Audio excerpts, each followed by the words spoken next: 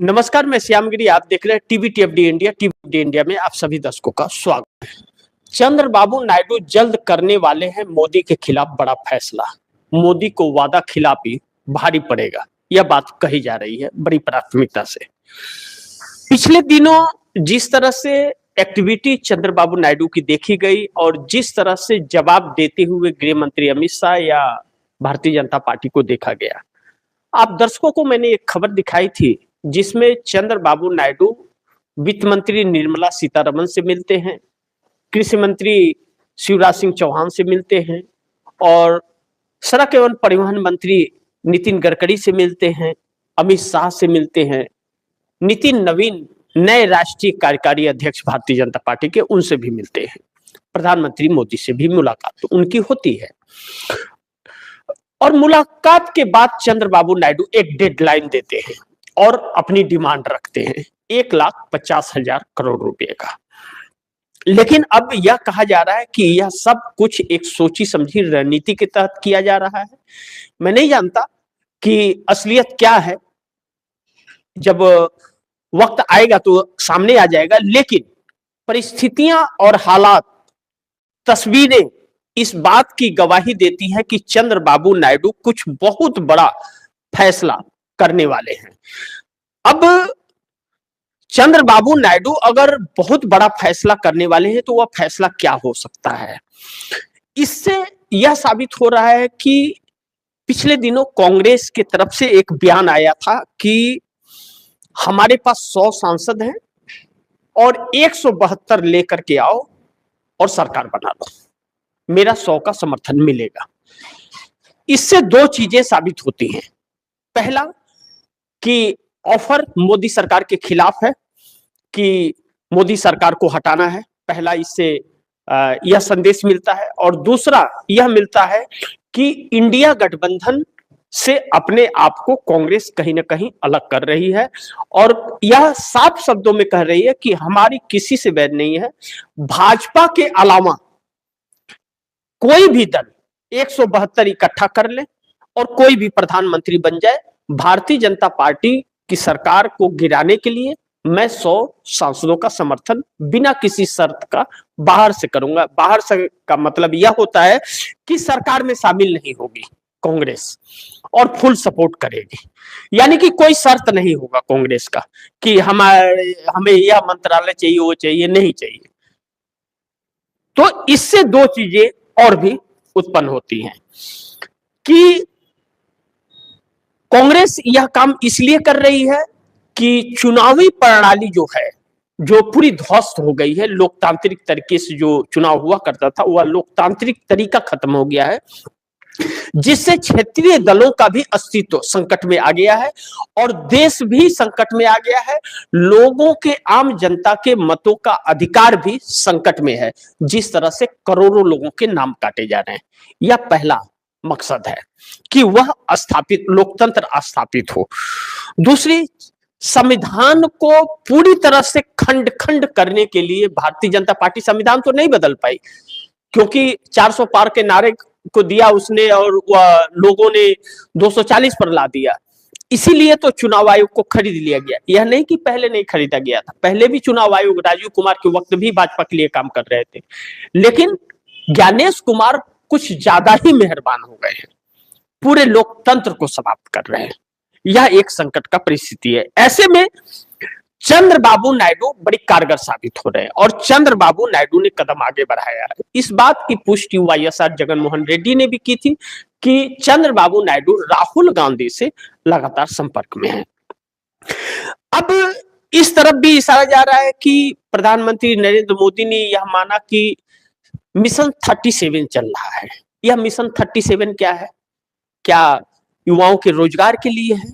क्या महिलाओं की सुरक्षा के लिए है? क्या गुनहगारों को सजा देने के लिए है? गुनहगारों को तो सजा होता नहीं, उनके लिए तो जश्न मनाया जाता है और बेगुनाहों को सजा दी जाती है। तो यह सारी चीजें, यह तो आप उम्मीद नहीं कर सकती इस सरकार से। तो मिशन 37 सांसद है जो सरकार से अलग करने का, कि 37 सांसद अलग हो जाए तो सरकार गिर जाएगी मोदी की। यह मिशन चल रहा है, इसलिए भारतीय जनता पार्टी परेशान है। तो अब मंदिर भी सामने आ रहे हैं, हिंदू राष्ट्र भी सामने आ रहा है। जबकि आप दर्शक सोचिए जरा, दिमाग पर गौर डालिए कि इस वक्त जो सरकार है, हिंदू ही प्रधानमंत्री है, हिंदू ही गृह मंत्री है, हिंदू ही वित्त मंत्री है, हिंदू ही स्पीकर पर पोस्ट पर बैठा हुआ है, हिंदू ही रेल मंत्री, हिंदू ही विदेश मंत्री, हिंदू ही रक्षा मंत्री, सीएम हिंदू, सब कुछ तो हिंदू है, तो हिंदू खतरे में कहां से आ गया? सोचिए, इस बात को जरा सा आप लोग गौर कीजिए कि सब तो हिंदू है, तो हिंदू कहां से खतरे में आ गया? इसका मतलब निकम्मे हैं सब। तो यह चीजें लोगों को गुमराह करने के लिए, यानी कि इन सभी मुद्दों से भटकाने के लिए यह सब काम किया जा रहा है। लेकिन जब राष्ट्रीय सुरक्षा सलाहकार अजीत डोभाल भी आकर के हिंदू मुस्लिम करने लगे, सुरक्षा को लेकर के नहीं बयान देते, पहलगाम को लेकर नहीं देते, पुलवामा को नहीं लेकर के देते, बालाकोट को नहीं देते, महिलाओं के अपमान पर नहीं देते, दिल्ली लाल किला मामले पर नहीं देते, तो फिर सवाल उठता है कि क्या हिंदू मुस्लिम के लिए सिर्फ सरकार बनी है और हिंदू की सरकार होकर के हिंदू खतरे में आ गया है? तो यह एक बहुत बड़ा संकट है। लेकिन दूसरी तरफ जो बड़ी महत्वपूर्ण है कि चंद्रबाबू नायडू का अल्टीमेटम जो भारतीय जनता पार्टी को दिया गया, मोदी साहब बेचैन हो गए हैं क्योंकि वह डेडलाइन एक चंद्रबाबू नायडू ने दिया है। अब अगर नहीं माने तो महामानव जो है ना, उनको लेने के देने पड़ जाएंगे, जो अपने आप को महामानव समझते हैं, हालांकि निकम्मे साबित हुए हैं इस देश के लिए। महामानव किसी काम के नहीं रहे, एकदम निकम्मे साबित हुए और सबसे कमजोर साबित हुए हैं।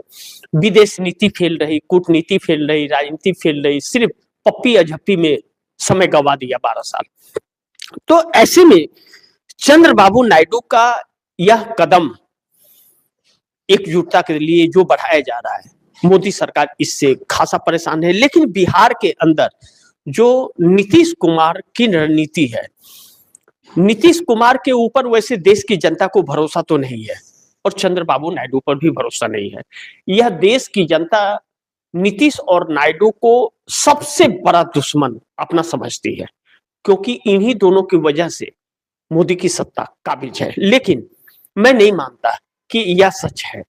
मैं यह मानता हूं कि नीतीश नायडू के पास कोई ऑप्शन नहीं रहा। हाँ, यह बात सच है कि आम जनता जो नीतीश और नायडू को अपना दुश्मन समझती है, वह हकीकत है, सच है कि मोदी सरकार को समर्थन दिया इन लोगों ने। लेकिन अगर स्टार्टिंग में नहीं दिया होता तो सबसे बड़े दल के रूप में होने के, सिंगल लार्जेस्ट पार्टी की वजह से राष्ट्रपति महोदया जो है ना, इनकी रिमोट कंट्रोल, वह मोदी को ही आमंत्रित करती सरकार बनाने के लिए, विपक्ष को नहीं करने देती।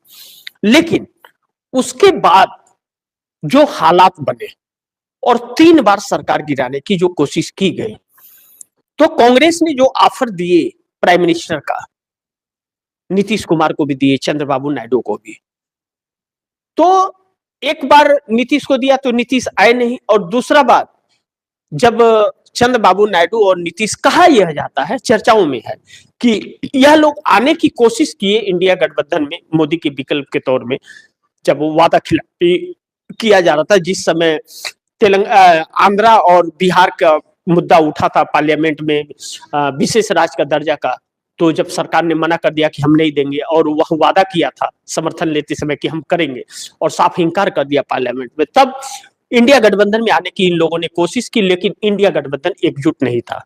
नरेंद्र मोदी इंडिया गठबंधन के अंदर फूट डालने में सफल हो गए थे।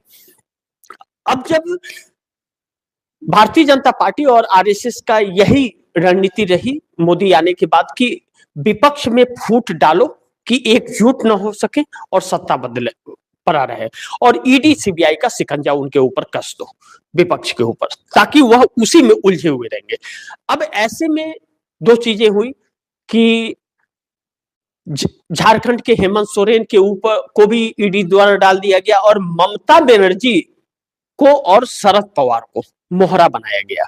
ममता बनर्जी से अडानी का कनेक्ट कराया गया, अडानी को लेकर कोयला वोयला खूब अडानी को बेचती रही, अडानी से खूब पार्टी फंड जाता रहा, ममता मस्त रही, और यह डील अंदर से रही कि पर्दे के वो रहेंगी तो इंडिया गठबंधन के साथ, लेकिन पर्दे के पीछे से भाजपा को सपोर्ट करेगी, इंडिया गठबंधन को एकजुट नहीं होने देगी, ताकि नीतीश नायडू जाकर के सरकार न गिरा पाए। इस पर ममता बनर्जी पूरी काम की।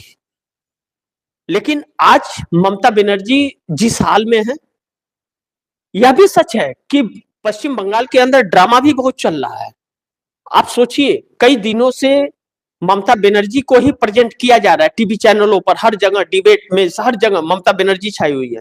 लेकिन कांग्रेस पूरे देश में धरना प्रदर्शन कर रही है, सड़कों पर है, अनशन कर रही है, मनरेगा को लेकर के क्या क्या कर रही है, उसका कहीं जिक्र नहीं है किसी मीडिया में। इस देश की सबसे पुरानी या सबसे ज्यादा सत्ता में रहने वाली और मुख्य विपक्षी पार्टी का चर्चा नहीं है, और पश्चिम बंगाल का चर्चा है, सोमनाथ मंदिर उड़ीसा का, उसका चर्चा है। क्यों? क्योंकि यह प्लांटेड है सारी खबरें।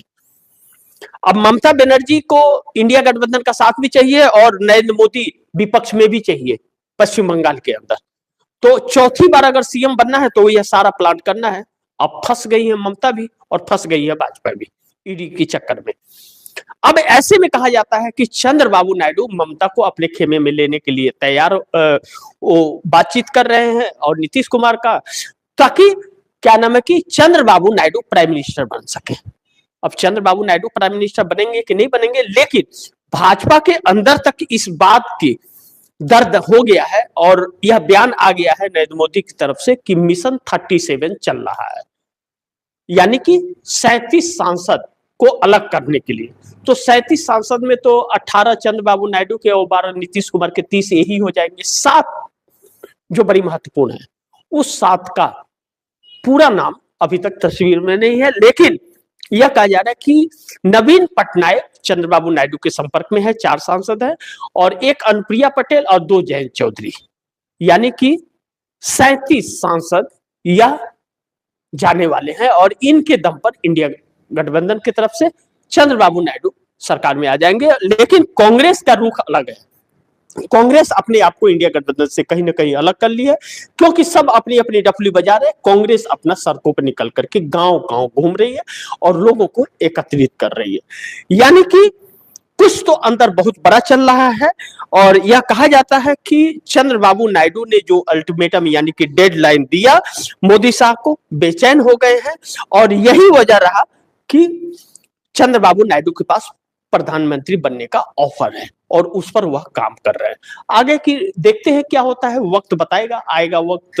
अब नजदीक ही आ रहा है, 1 फरवरी भी नजदीक आ गया, खरवास भी खत्म होने वाला है 1-2 दिन में, तो पता चल जाएगा कि क्या कौन किस पर भारी पड़ रहा है। तो बाकी आप दर्शकों की क्या राय है, क्या सुझाव है, कमेंट बॉक्स में जरूर दीजिएगा, और गुजारिश करूंगा कि इस खबर को ज्यादा से ज्यादा शेयर कीजिए।